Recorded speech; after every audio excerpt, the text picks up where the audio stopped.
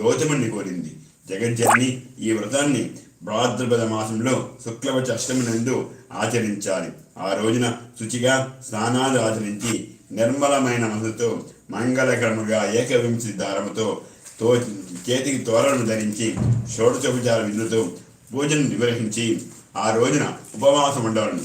మన్నాడు బ్రాహ్మణులు భోజనం పెట్టి ఆ తర్వాత ఆహారం తీసుకునేవాళ్ళను. ఐదా వ్రతమును ఆరంభించిన నాటి నుంచి అమావాస్య వరకు పూజాక్రమముతో కేదారేశ్వరుని ఆరాధించవలను. మరియు ధాన్య రాశిని పోసి అందు పూర్ణ కుంభం ఉంచి 21 పర్యాయములు సూత్రము చుట్టి పట్టు వస్త్రములతో దాన్ని కప్పి ఉంచి నవరత్నములు గాని సువర్ణములు గాని ఉంచి గంధ పుష్పాలతో పూజించాలి. దేవి 21 బ్రాహ్మణులు రప్పించి వారి పాదములను కడిగి కూర్చుండబెట్టి యథావిధిగా ధూప దీప గంధ పుష్పాచతో పూజించి భక్ష్య భోజ్య నైవేద్యాదులు కదలీ ఫలాలు ఆరగింపజేసి